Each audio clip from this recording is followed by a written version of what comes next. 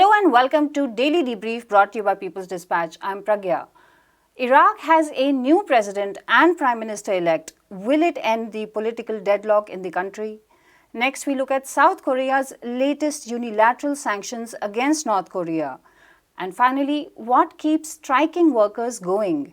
A look at the longest strike the United States has ever seen. A year after a general election, Iraq finally has a new president, Kurdish politician Abdul Latif Rashid, and he has nominated Mohammed al-Sudani, backed by the largest bloc in parliament, as the prime minister.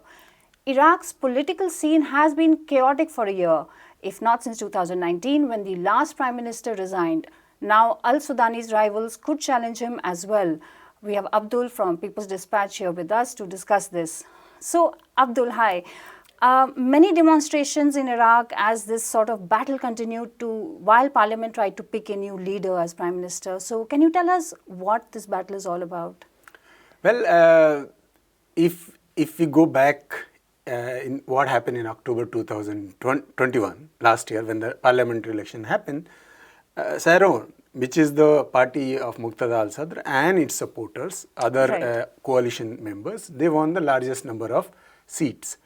But they had a political line that they wanted to create a majority government for the first time, which is not the convention in the Iraqi politics. So majority of the politicians who are not part of the Sahrawan, they decided not to back it up. It means even after the parliament was elected, even after a speaker of the parliament was elected, the election of the president was delayed because whenever there was a call for the election for the president, other members, those who were not in support of the call of creating a national majority government, did not attend it, simply. Okay. And if two-thirds members did not participate in the sitting of the parliament, the election will not happen. So because of that, the elections got delayed, and the clashes between the people, the loyalists of Sadr and those who were opposed to it, started happening. So the demonstrations which you are referring to were primarily a result of the kind of, you can say, disagreements over the kind of government Iraq would have. So Sadr supporters, after realizing that Sadr in particular, realizing that he will not be able to convince the majority in the parliament, asked his representatives to resign and took to the streets. Right. And that basically, finding the absence of Sadr in the parliament, the other coalition framework, selected Shia al-Sudani as the prime minister. So, taking the name of Shia al-Sudani, Muqtada al-Sadr supporters went into the parliament, sat on, basically organized a sit-in, indefinite sit-in, which ultimately led to the clashes and the death of over 24 people in Iraq, in Baghdad in particular. So, the basic reason behind the demonstrations, the clashes and the political disagreement was over the kind of government Iraq will have. Now it seems that after Muqtada al-Sadr withdrew from the quote-unquote active politics, the other coordination framework has an upper hand, and that has led to the election of the new president and new prime minister designate. Right. Is it still, however, a contentious question who will be prime minister? Is al-Sadr, I mean, we've discussed this on the show before, his resignation from politics, but is that matter actually settled now? If you ask me, I think this is not very much settled at this moment. Though there will, it seems that within the parliament there is a majority which is backing Shia al-Sudani, and by all possibilities he will be the prime minister. Whether the street will support it or not, that is a bigger question. The Muqtada al-Sadr supporters, the active members and his loyalists are of course not in favor of Shia al-Sudani. We have already talked about it, that they think that he's corrupt, he's pro-Iran, pro-America, they don't like it. They think that if he becomes the prime minister, external interventions will continue. So that disagreement is there from the Muqtada al-Sadr's point of view and his loyalists. But apart from that, we should not forget that Iraq the people have been demonstrating in Iraq since 2019, and the demonstrations were not against one person or one individual or one party. The demonstration was primarily against the entire political system which Right. Iraq has. And the election of new president and election of al-Sudani, designation of al-Sudani as prime minister does not resolve that issue. The demands of reforms, the demands of changes in the Iraqi constitution, demands of changes in the political elite in Iraq has not been met, and which was the central demand in the 2019 election. Right. Another central demand was the abolition of what we call the sectarian quota system. So, as per the sectarian quota system, the president in Iraq will be a Kurd, the speaker of the parliament will be a Sunni, and the prime minister will be Shia. And the people in Iraq think that this division basically creates a wider possibility of corruption and nepotism. So, this system continues with this fresh election. Right. So, the popular mood, whether they will accept it or not, is still that verdict still hangs in balance. We don't know whether the people will really accept it, and they will. There is a political stability in Iraq after this. All right, Abdul. Thanks very much for joining us. South Korea says its artillery firing on Thursday was justified. North Korea says it fired missiles into the sea to test its defense capabilities. After 5 years, Seoul has imposed new sanctions on Pyongyang. It also plans major military maneuvers next week. The United States also imposed new sanctions on the North earlier this month. Will the truce the two sides struck in 2018 hold? Is dialogue even possible? We talked to Anish from People's Dispatch about this. Anish, what do the latest reports that we have say? So South Korea right now is sanctioning about 30 individuals and organizations in North Korea in response to ballistic missile tests that happened in last few days. Now the thing is, this is the first time that there are sanctions coming from South Korea against North Korean entities and individuals. Many of these are not that senior or that high level individuals that we're talking about, or public figures or officials, but they are part of ballistic missile research that is happening in North Korea and associated with institutions that are involved in these sort of research. Now, the thing is that we do not have the entire list of the names of the entire list of names that have come through. But the important thing that we need to remember is that this is the first time in years that this is coming through from South Korea. It is important primarily because this actually is a setback to any kind of peace negotiations. Further, it makes it problematic. It can become a sticking point in any future talks between the two Koreas, and that can actually hamper the peace process even further. This is also coming at a time when tensions are running high. We have seen missile tests and military drills one after the other, and that is happening on both sides of the borders. It's not just one side, or at least on one side you have just one entity taking charge of things, or whether it be ballistic tests or military drills. On the other side, you have multiple players being involved. That is South Korea doing it along with the United States, Japan, and other allies, probably in the near future. So this is the time when tensions are at its peak in probably more than a decade now. And at such a crucial juncture, further sanctions could only mean further tensions. Anish, what is the extent of the sanctions, also the sanctions by the United States? For the United States, this is like, I think, the eighth such sanction this year alone. So we have to always remember, and this is something that the US also reminds us all the time whenever it announces the sanctions, it is the fact that it is also partly to the Korean War.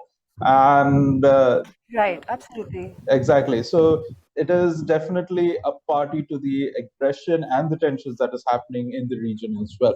Now, this is something that is very often overlooked when we talk about inter-Korean tensions. Now, but the thing is, as I said, every time there is a US sanction, it just reminds us that it is also a major party to the war, and it has to be involved in the peace process. Now, in the case of South Korea, we have seen, and this was kind of expected in many cases, even before President Yu took power in earlier this year.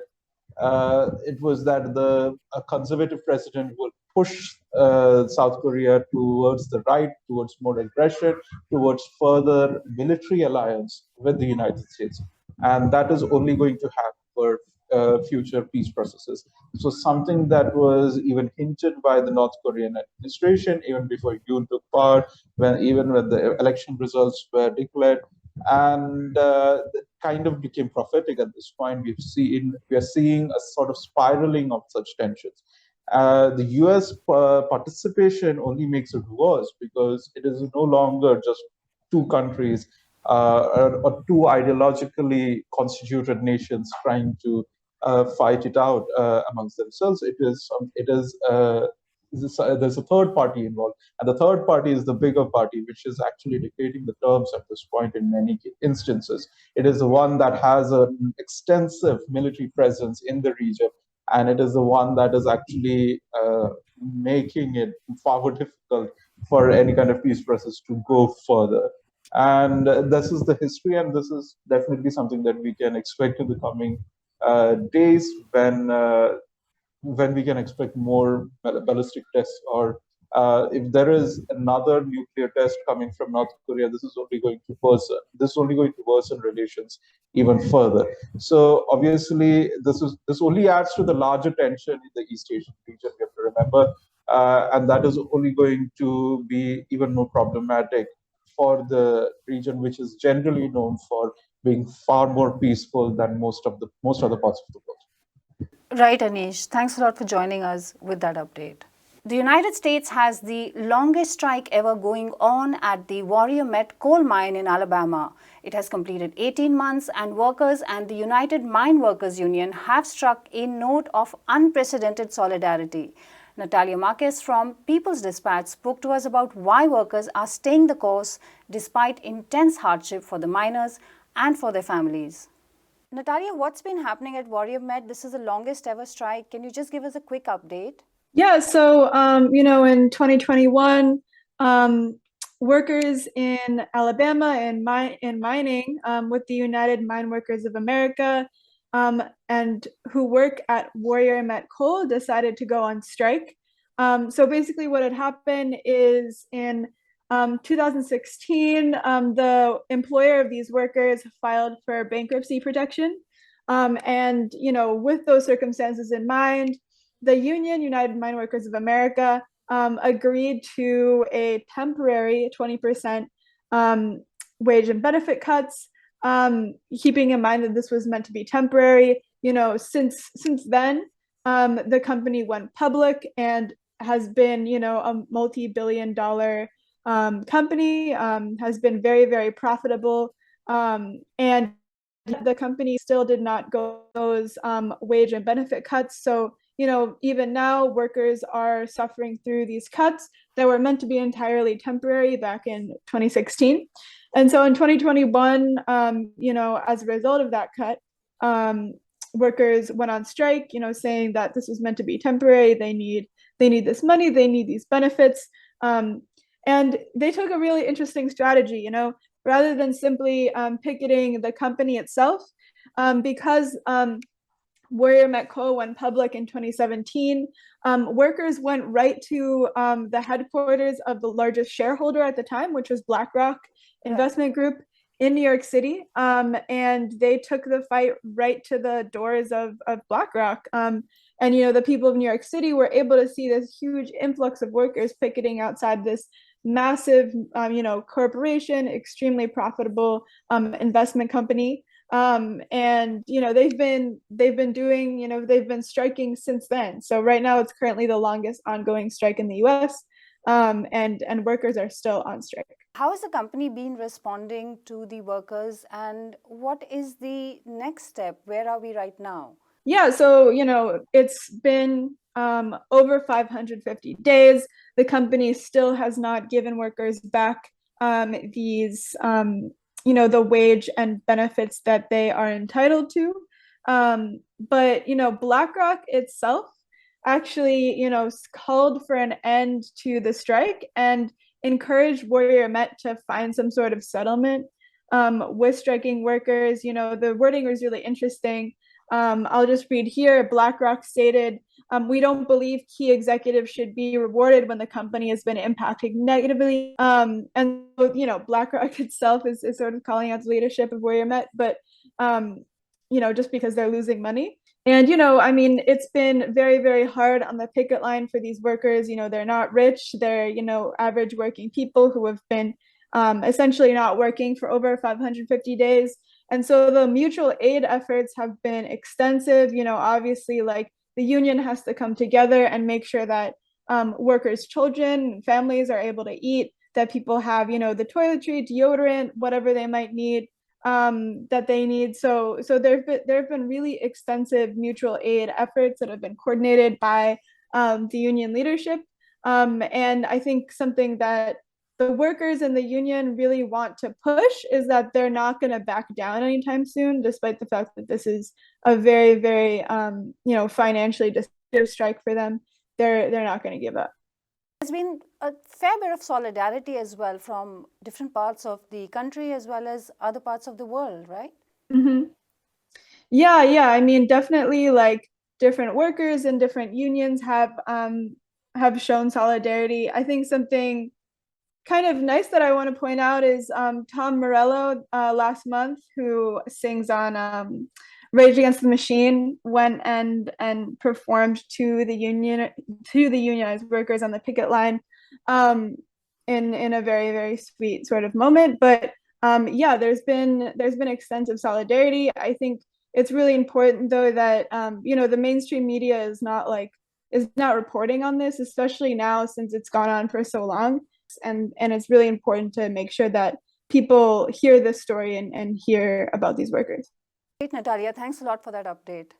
And that's all we have for you today. Thank you for watching Daily Debrief. Please come back to us tomorrow. You'll find our regular updates on Facebook, Instagram, and Twitter, and more discussions like these on our YouTube channel. You can read our detailed coverage of international events at www.peoplesdispatch.org.